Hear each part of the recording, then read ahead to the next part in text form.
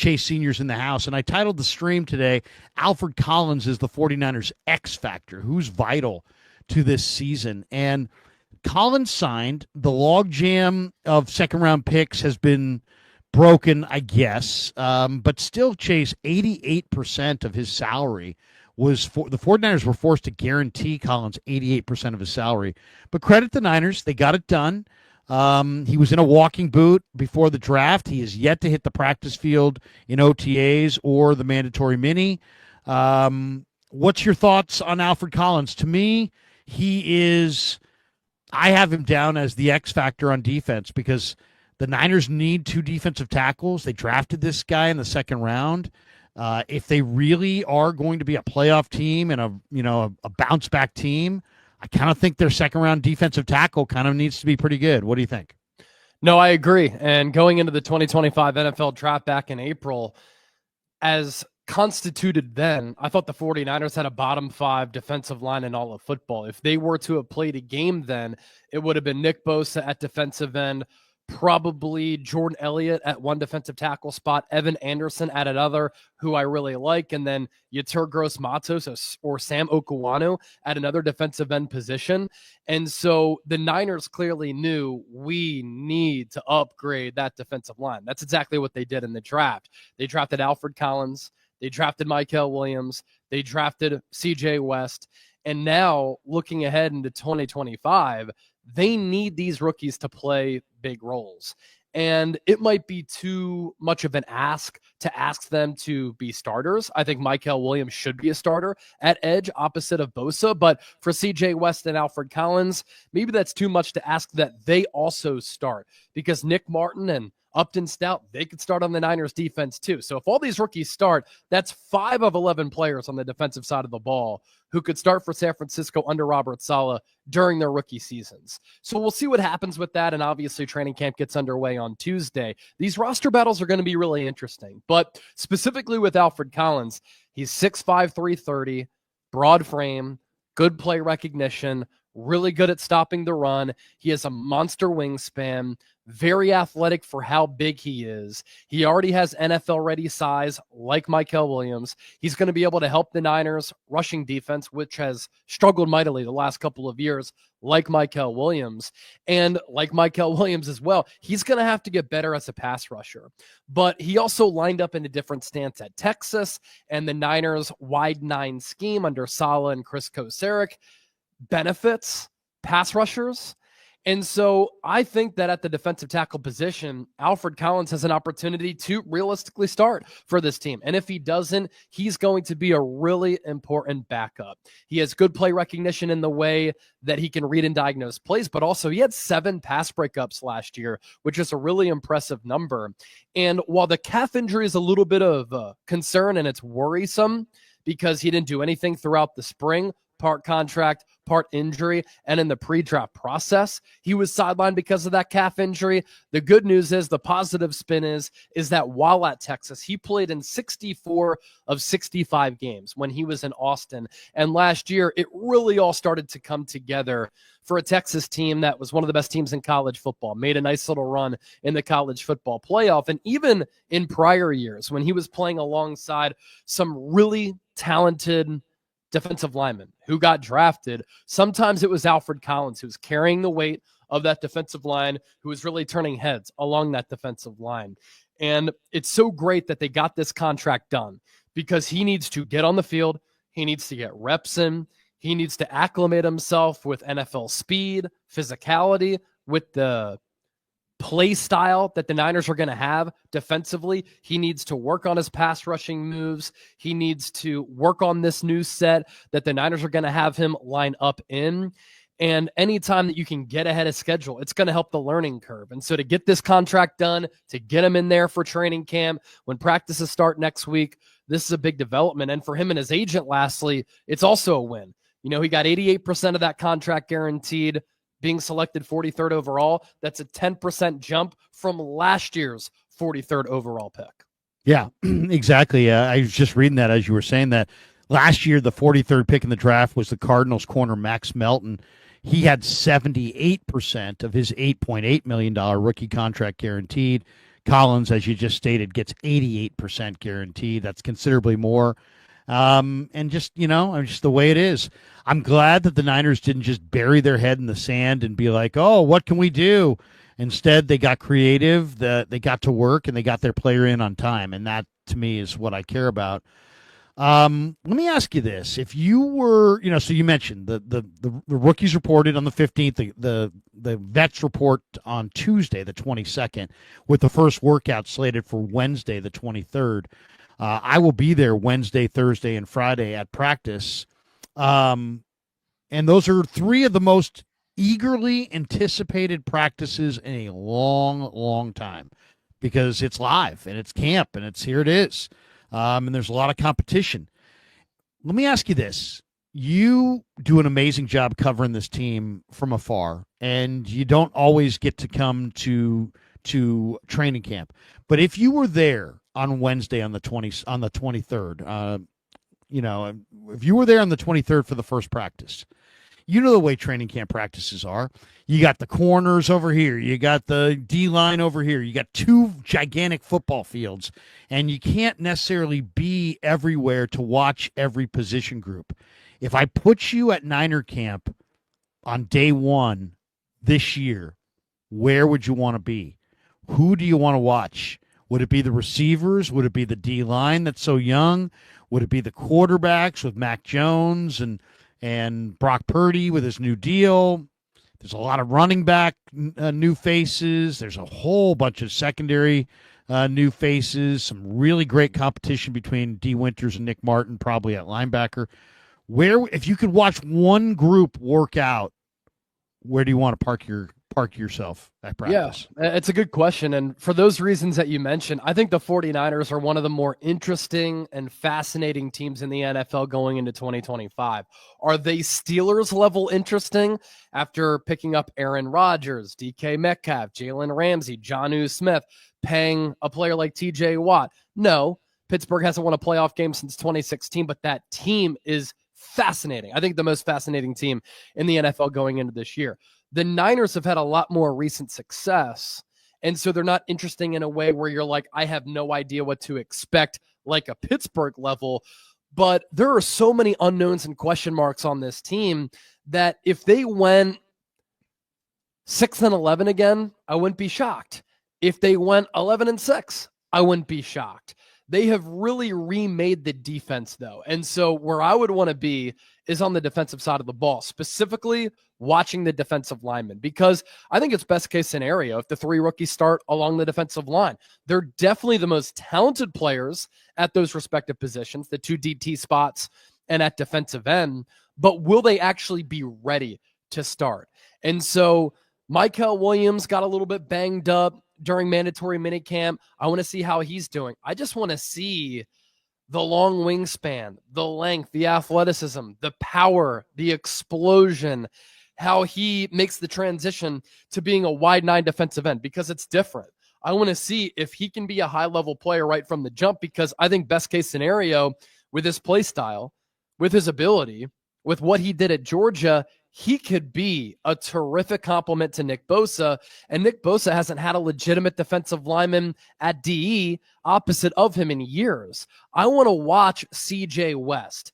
You've complimented him with his strong hands and how that helps him at the line of scrimmage after the ball is snapped. I want to see how that play strength translates to the NFL level. Can he impact games right away? Because I'll tell you what, once he transferred to Indiana, higher level of football, he played better ball than the prior years against better competition.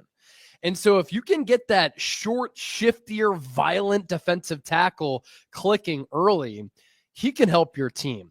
And then Alfred Collins, he's going to be one of the biggest players in the NFL, 6'5", 330. There's one thing for sure. When the Niners walk off the bus this year as compared to last year, they're going to look like a much bigger, stronger physical team. Is that going to result into them being a better defense? We'll certainly see. But the defensive line is what I want to watch, because I also want to look at Bryce Huff. How do the Niners use him as a speed pass rusher opposite of Bosa?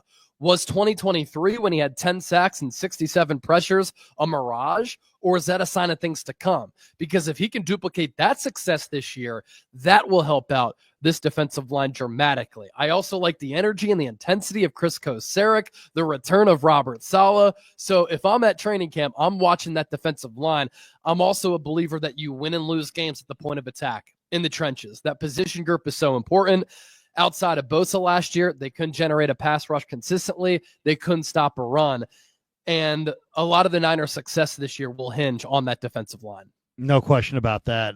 Let's get to JJ. We got this one from Bill Brown, 9407. He says, Larry was right yesterday. Don't pay Jennings a dime more. If he won't play on the current deal, trade him to the Titans for Burks. My whole thing is, look, if it's just about a few more bucks, that's one thing. But Spot Track was like, hey, he's due a 2-year, $38 million extension. I'm not giving Juwan Jennings $19 million a year. It's supply and demand. The supply is too great. There's too many good receivers out there. You could get Keenan Allen, Amari Cooper today if you wanted to. Gabe Davis today. I looked at the cut down of NFL receivers and the depth charts. There's going to be 10 to 12 decent receivers that are going to be probably going to shake free at the end of camp. There's no way I'm paying. If Juwan wants 2 years, $20 million, and I can tack on one more year to this year at like $13 million and be like, okay, now you've got the equivalent of the next 2 years. You're going to make basically $20 million over the next two. Squeeze out a few more guaranteed dollars. I'm all for it. But if he wants 2 years at $15 million or north thereof, of $15 million for 2 years, I'm trading him. I'm saying, Juwan, I love you, and I'm trading you, and I'm going to go take my chances in the marketplace with how else I could figure it out. I'm not going to extend Juwan Jennings at 50. It's not about do I have it. It's about he's a 4.7 receiver who's 28. He's likely to lose a step. To me, he already looks like his body's thickening a little bit. I don't want to get stuck for another big. How many big expenditures can you have at wide receiver? I mean, you're already paying Ayuk $30 million. To me, once you made that selection, it almost eliminated your chances of extending JJ for any significant amount of money. I like him. I believe in him. I think he's a good player, but there's no way I'm going $15 million a year. And it sounds like he wants between 15 and 20. Yeah, my kind of stance on this has been he's been really valuable to the Niners. He was their top wide receiver last year, has a great rapport with Brock Purdy. He's come through in the clutch so many times. That's why he's called third and Juwan, and on the money downs, he's been money. I think that with his size and physicality, he's able to win. And so he's never been a fast wide receiver, but he's still been able to win in that regard. My thing with him, if he is okay with $11 to $15 million per year, I'm signing that deal yesterday. I'm offering him that, and I think that's great value for a really legitimate number two, excellent number three. If he wants more than $11 to $15 million, you have one good year of production. You had 975 yards last year for the number two most injured offense in the NFL. If you think that you're worth $20 million per year, go out there, do it again in 2025 like you did in 2024. And in this exploding wide receiver market, you can cash in next offseason. Inevitably, if that happens, the Niners probably wouldn't bring him back because they wouldn't be able to afford him. And so there's a couple of different avenues here. 11 to 15, that's my happy zone. If he wants more, fine. Play out the last year of his contract and prove to us, prove to everybody else that you're a $15 to $20 million per year guy. Yeah, no question. No question. What do you make of the fact that, interestingly enough, and I don't know what this means, but the reports are that a number of teams have reached out to the 49ers expressing trade interest, and that the Niners have rebuffed any and all trade interest. That's interesting to me because I didn't know if there would be a robust trade market. As I said, you can still sign Keenan Allen, Amari Cooper, Gabe Davis, Nelson Aguilar. I mean, there's a number of veteran receivers out there, and the receivers seem somewhat plentiful. Are you surprised that either side of that there are multiple teams that have reached out to the Niners, or that the Niners have kind of rebuffed them and said, nah, we're not trading him, we're keeping him? I think that if you were to ask the common NFL fan about Jauan Jennings, a lot of them either wouldn't know who he is if they're fans of other teams, or they wouldn't realize how good he is. But I think other teams understand how good of a player he is, because this is the world that they live in and work in, and their job is to evaluate every single player on every single team and keep tabs on all of these guys. We're talking about a wide receiver who is physical. He's been a great player developmental story for San Francisco. He's one of the top run blocking wideouts in the game. He's been such a clutch player for San Francisco throughout his entire career. He's improved every year that he's been in the NFL, and he proved last year you don't need to be a Blazer for a 40-yard dash to be productive. He should have had over 1,000 yards if he didn't get kicked out of that final game. And so I think teams like his physicality, they like his swagger, they like his contested catchability, they love how he's a flatliner, they like his intensity, and a lot of teams value that. You think back to a player like Hines Ward of the Pittsburgh Steelers. He wasn't fast, yet he was physical, he was a run blocker, and he imposed his will on the opponent. And that's what Jauan Jennings does. And so you look at teams like the Las Vegas Raiders. Jacoby Myers is their number one. You look at the Pittsburgh Steelers. Calvin Austin, Roman Wilson are battling to be their number two alongside DK Metcalf. The New York Jets have Garrett Wilson. Not a lot of other wide receivers on that team who moved the needle for me.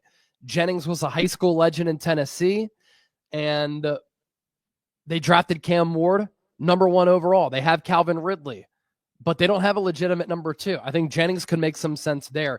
And I think it's the intangibles that he brings and the fact that he's gotten better and he's improved that teams really like. Now, I don't think that they would give up a third rounder for him, but I think a fourth or a fifth round pick, teams would be happy to part ways with that type of draft compensation and then give Jennings around $15 million, because the wide receiver market is as such right now where it's stupid. A team like the Dolphins, they're paying Jalen Waddle and Tyreek Hill $30 and $27 million per year. The Eagles are paying A.J. Brown $33 and Devontae Smith $25 million per year. If a team can get Jennings and they look at him as a number two at $15 million, and then they pay that other wide receiver 25 to 30, or they have a wide receiver on their rookie contract who isn't making all that much money, that's a pretty smart financial play for a player like that. It's funny. Everybody's got their thoughts on this. We got this one from Southwest. He says, Larry is a hater. I'm not a hater. I just don't want because you disagree with him doesn't mean he's a hater, man. It's okay to disagree. And you know what? Bottom line is you can't pay every single guy on the team. It's a hard cap sport. So you have to kind of pick and choose who you can pay, who you can't pay. Now, my concern, I got to be honest, my biggest concern is that I don't, a lot of speedy receivers, they come into the NFL and then they learn what to do and then they lose some speed, but they learn what to do. And so it's like their success isn't totally predicated on speed.